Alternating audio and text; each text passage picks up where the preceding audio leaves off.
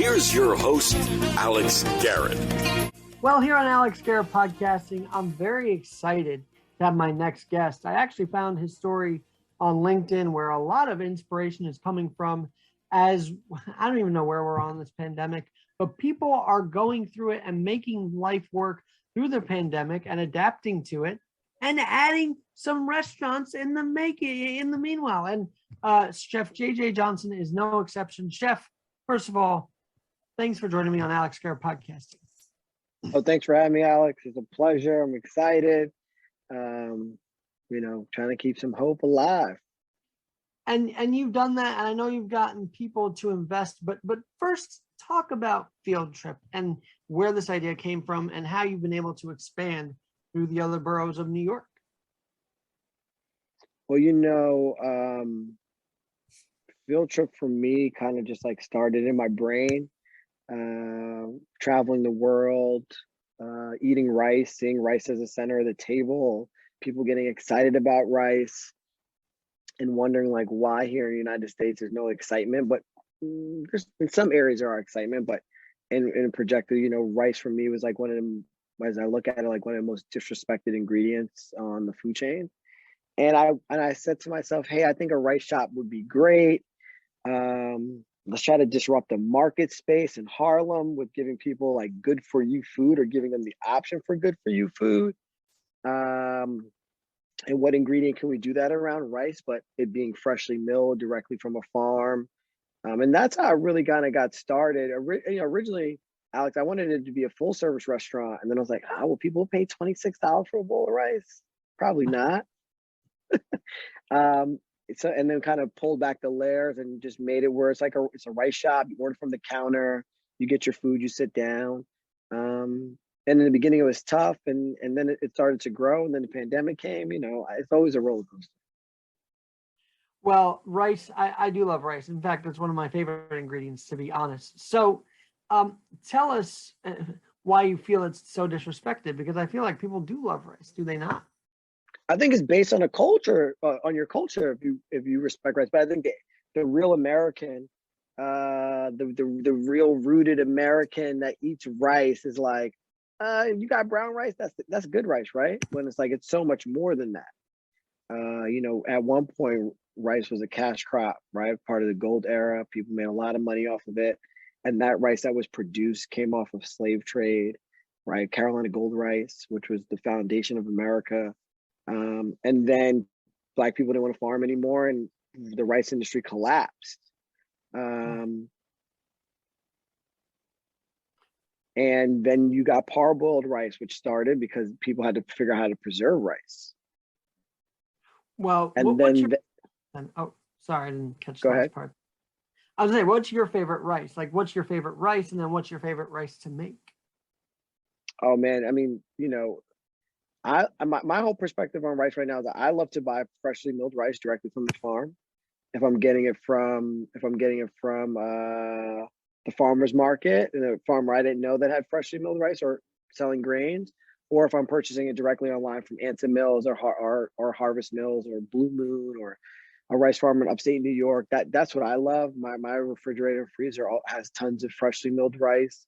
And then from there, I love black rice. I love cooking black rice. I love cooking it in orange juice. I think it absorbs the most beautiful flavor. It's nutty. It's good for you. And it has tons of vitamins. So I'm a black rice guy. But I try to give respect to all rice out there. So, and by the way, yellow rice is my favorite. Just throwing that out there. I love the yellow rice, and I gotta try Chef JJ's yellow rice now. Now I've got a challenge ahead of me for 2022. But I don't know if you delve into it with your restaurants or when you pitch it, but rice is a very healthy component in the sense of it could bind you if you have stomach issues. I mean, for me, that's also why I use it, to be honest. But it helps. It is a healthy ingredient, is it not? Oh, rice is super healthy for you, especially at FieldTrip. Our rice is freshly milled, coming directly from the farm. There's nothing getting pulled back. There's no parboiledness in it. There's nothing that is bleached or enriched. So at FieldTrip, the rice is super good for you and giving you all the vitamins that you need. I don't know. I've been hearing horror stories about farming and how the crops are this, that, and the other. Are you guys experiencing that kind of sort of supply chain damage right now, or what do you guys experience?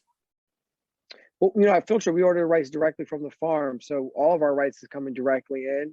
We're developing a grow program as we expand. So we're not purchasing commodity rice. So right now we're all good, knock on wood, when it comes to rice. When it comes to other product, we're seeing the market fluctuate a lot, which is becoming really difficult, I think, for all restaurants. Now, I believe I found you because Crain's highlighted you in their magazine about how you've been able to be this entrepreneur that's expanded. So talk about the expansion, because and is there an adaptation to every borough, knowing that every borough has different cultures when it comes to the rice itself? Yeah, 100%. I mean, I can open a field trip in every borough and change the whole menu that adapts to that borough or place, right? Which can make it really fun. Everybody's just on a field trip everywhere. You got to go to Harlem to get one thing, Rock Center to get something else, But I think the great part about it is we're trying to, the goal for FieldTrip over this expansion, what we mentioned in Crain, is empowering communities and neighborhoods that potentially might not get a chance to get food consciously better for them. So that's the focus of the growth of FieldTrip inside of New York and also outside of New York. Where we go outside of New York, we're not sure yet, but we are looking. Inside of New York, we hope to be at Columbia University next. Our fingers crossed, and then go from there. And the goal is also uptown, right? As we're looking at the growth, we are looking at uptown, those markets of uptown, right? Our friends in the world are not uptown. They are not opening fast casual restaurants uptown. So we hope to be able to grow through the uptown market. And also when we go outside of New York, markets that look very similar to uptown. JJ, you were very thankful in the article to those that invested in this expansion. Did you not see this taking off when you tried to disrupt in Harlem? Was that a surprise, this whole takeoff? Yeah, I think super surprised. I take it day by day as an owner of a business, as an entrepreneur. Things change. A pandemic hit us really hard. Restaurants were closing every day. And the first round of funders, friends and family, were our great partners, and the new partners that have come in now really, I think, can help accelerate from expertise, from network, to accelerate the brand to get to spaces that potentially I can't get to. And the hope is that we constantly will keep expanding over time and do well in this crazy market, and keep putting out delicious food. And now you said people could sit down, so the vaccine mandates for proof of vaccination has not changed that, right? No, the proof of listen, we follow the rules in whatever market we're in, right? The governor and the mayor's rules. We've done that from day one. We've never shut down FieldTrip. We've been able to maneuver and through the times, and we just follow what the rules are. We don't create them. I think people, New York is just trying to keep people safe. Well, how can a restaurant owner that's right now very frustrated learn from this restaurant owner from owner of FieldTrip, JJ Johnson, Chef JJ Johnson? How can they learn from you? Because I feel like restaurateurs can be inspired that you've survived this pandemic while they maybe have been struggling.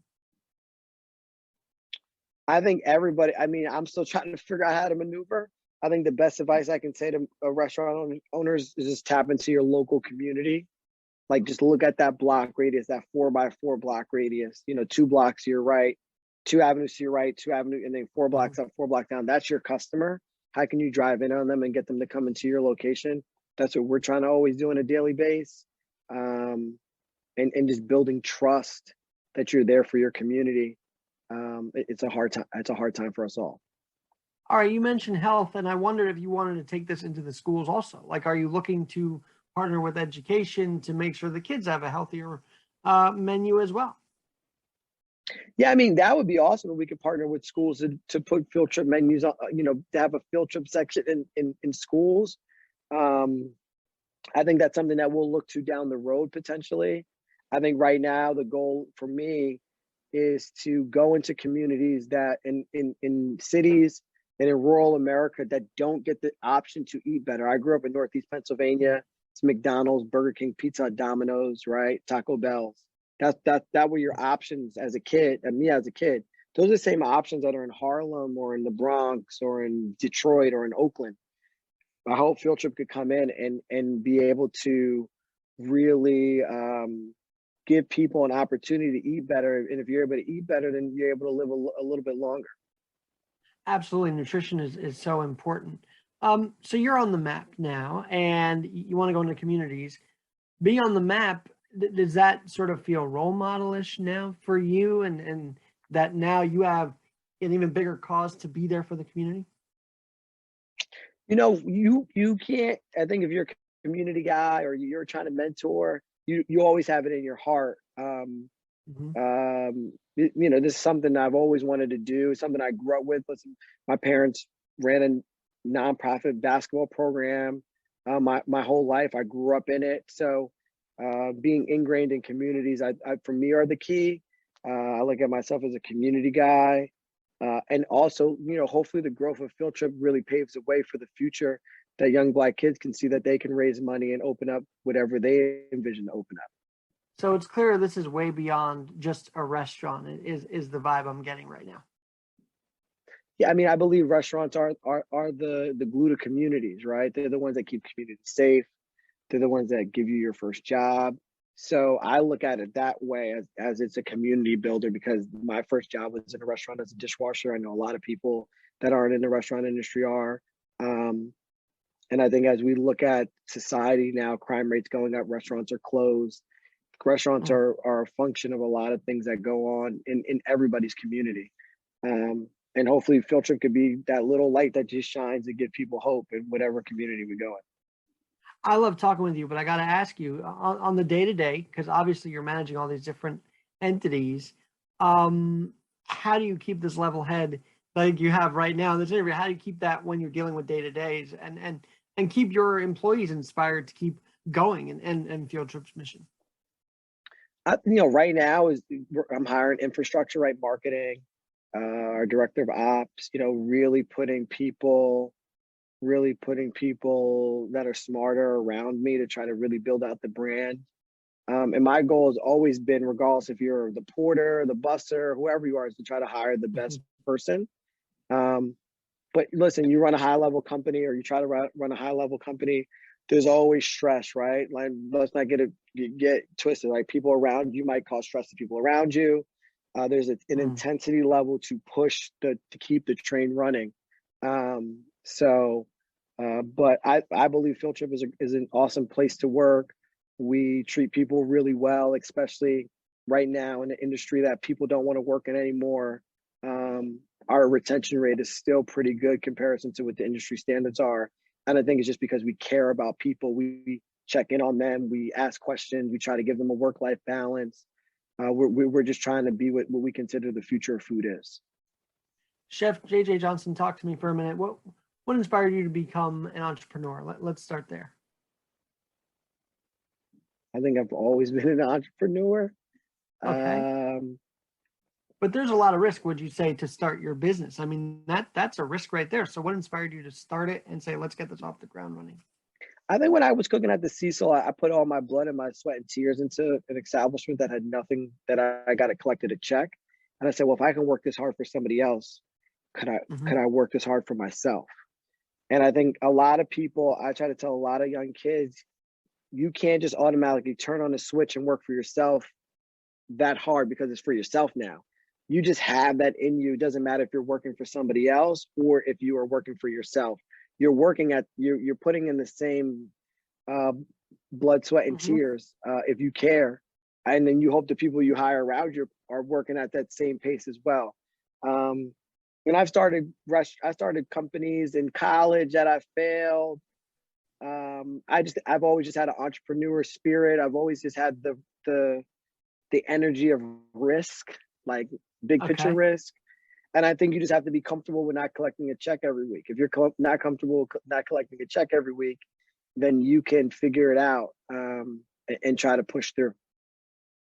So you were at the Cecil and then you left it and started Field Trip. Is that how that worked? Or was there a process from leaving your day-to-day and making Field Trip happen?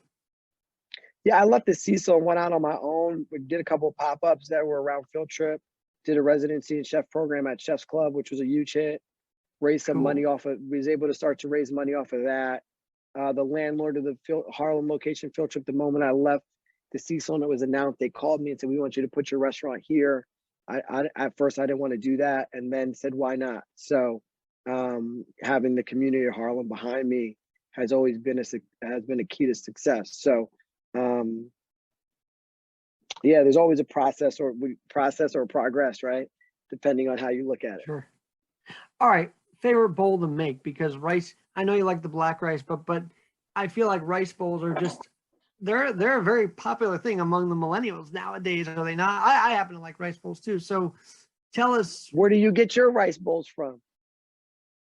Well, I don't know.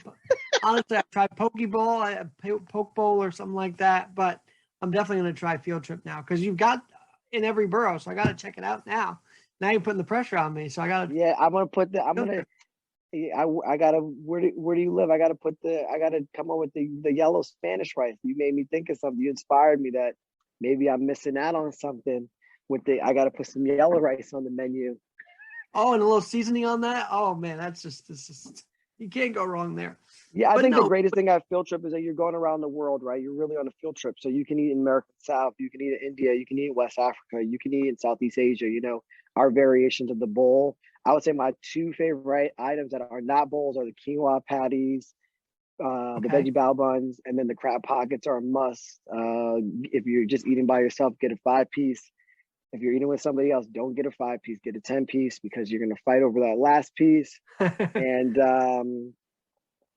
I think that's one of the greatest things. In Harlem, we have rice milk ice cream called Rice Cream, which is only at that location, and the flavor changes from time to time. We have a new winter flavor coming out really soon. So, but today I had the veggie bowl and I added some fried fish on top with the coconut yogurt, which was delicious. I was going to say, does the menu change week to week, day to day? What's your policy on that as the chef? Right now, the menu stays the same.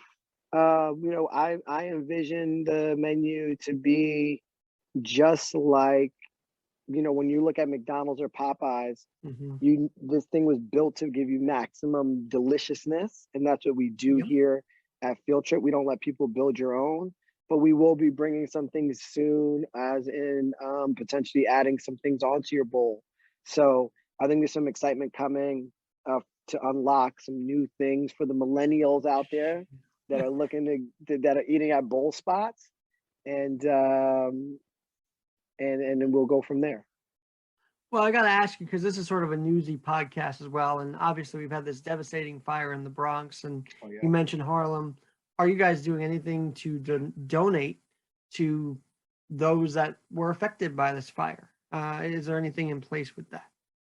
So at the moment, we're not doing anything in the Bronx. We've been on the phone all day figuring out who we partner with, what we can do to help. We've talked about doing some coat drives. People reach out, we're doing coat drives. If we're going to donate some food, if we're just going to give families options to come into FieldTrip here in Harlem to eat. I've been on the phone all day, Ghetto Gastro and Rethink Foods and Sobra and a couple other organizations to figure out how we play our part as we look to the Bronx as a neighbor to us and in a community that we support or have been supporting in the heart of the pandemic. So devastating news, and especially in a really hard time for us all. But we're trying to figure out our part and what to do and do the right thing, not just give food when we know there's a lot of other people giving food. But I think we're going to start off with a coat drive and then go from there. See, that's what I love. I love that you're expanding beyond just food, because you get it. You get that that's the starting point, but then you can expand on that. Right, correct. So when let's say when people leave your restaurant, you must see them leave with smiles on their faces, right? I mean, I can't imagine that not being the case. So what's that like when you see them so filled up with your rice that you created and they just have a seat at the table? What's that feel for you? Oh, it's the greatest feeling when somebody walks through the door and sits down and eats something that I've created and has a smile on their face. I think that's the biggest thing. The business that I'm in is like trying to bring somebody from a 5 to a 10 or a 10 to a 20. And if I can do that with the hot bowl of delicious rice, it's a win. It's a win for me. Does it change seasonally? So right now we're in the middle of winter, and I feel like rice in the winter is a little more popular because it is hot. It's a hot plate. So how do you keep it relevant during the summer when, I mean, yeah, we all love rice, but it sometimes isn't the main dish for a summer meal.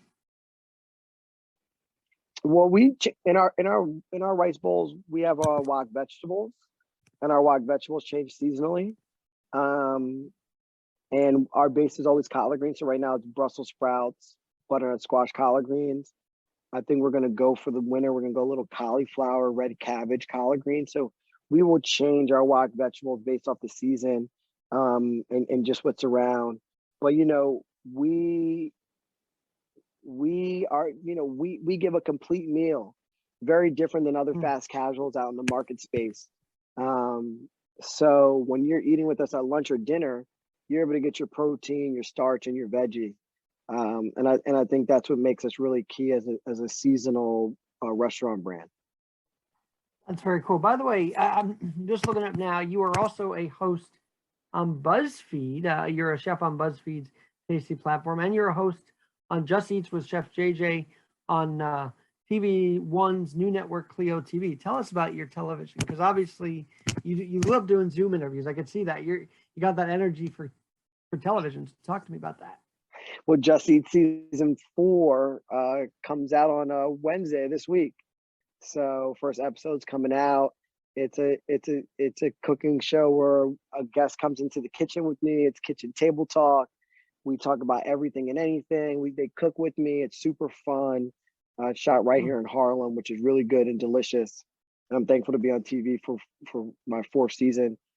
This season will be 20 episodes, so it will be a big season ahead. And now, am I being biased now, Alex? But I do think it's some of the best food television across all of TV. Okay, and I'm not knocking those places like Top Chef and those competition, but you really you kind of went behind the scenes to build this brand. You didn't really go on Top Chef. You went in behind the scenes to do it, and then you went on television. So when you watch them try on TV to make it, do you feel for them? Are you like, man, you could have done this differently? Like, what's your thought? I think everybody has their own path. I've just been very fortunate for the food to take me on my path. And that's what it has taken me. A lot of people are in parts of the country that don't have exposure, and television allows them to be exposed. Top Chef, Chop, to showcase their restaurant and their talent, which is fortunate to them. So, but for myself, I took a very, I think like a very traditional path, similar to like Bobby Flay or Wolfgang Puck, Admiral Lagasse, right? We're able to cook in a restaurant and then get placed to go on television. So, which is really great. Have you gotten a chance to partner with any of those guys, like the ones you just mentioned? I've been a guest judge on Beat Bobby Flay a couple times. I ran into Emerald once, which was like a really big deal for me because I love Admiral Lagasse. Sure. When I cooked at the Cecil, Wolfgang Puck came by and ate there, so which was spectacular, and go from there. Cool. All right.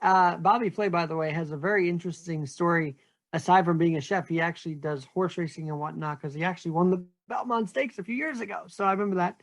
I was in the press room and I'm like, man, this guy is diverse. Then as a chef, do you feel that kind of diversity is needed in your field, like to be that versatile, to go from one entity being a chef to something else, like another hobby that or a different kind of thing that you want to pick up as well? I think that's what's great about chefs, right? Chefs are able to do a bunch of different things, play in a bunch of different arenas as they touch so many different people, which is really great. So, Bobby always would go up there. He got into horse racing. Some people in the boats. I think that's what makes chefs really great. So, you really can play in many different arenas, especially in today's world.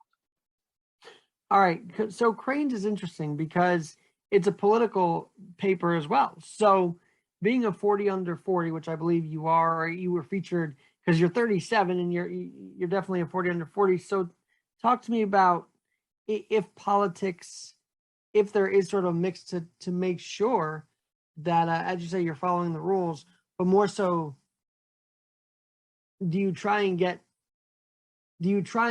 not involved politically, but sort of as an ally with your local council members or local assemblymen? Like, is there sort of an alliance there?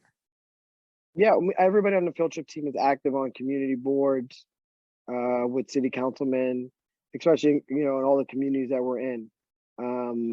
There's no way not to be, and I think that's just a part of it all, right? Like, you can't complain about something if you're not active, and we're as active as we can be. Are you on the Harlem BID? Are you part of a business improvement district as well? Because I know the bids play such a big role in the small business world. I am. I work with the empowerment team sometimes and things of that nature. I'm not on it. I'm not on it like that. Okay, I like to ask my entrepreneurial guests that I feel Small Business Saturday is like the only shout out society gives to small business. That's kind of changed during the pandemic. But I mean, you guys are more than just Small Business Saturday. So how can people truly get involved to support your journey? I think anybody can get involved to support the journey. I think that's the key, is like, come through and support more of your own local restaurants today. Sure. I think that's what we saw during the pandemic, that people weren't supporting their own local restaurant, and then they saw them leave. They saw them disappear. They saw things not happen. So and then look back at what happened to that restaurant. So I think that's the ultimate key, is like, go out and not just support a person like me, but go and look in your community to local restaurants to really support. All right, JJ, Chef JJ Johnson, you got to find his website, by the way. You got to log on to chefjj.co, and he's very responsive. I mean, when I emailed him to get him on my show, he's like, I'll loop the team, and I'm like, I love this guy. He gets it. He's very responsive. So can people reach out to you personally on that note? Anybody can reach out to me on any social media platform, Chef JJ. You can hit me in my DM, and I'll definitely get back to you.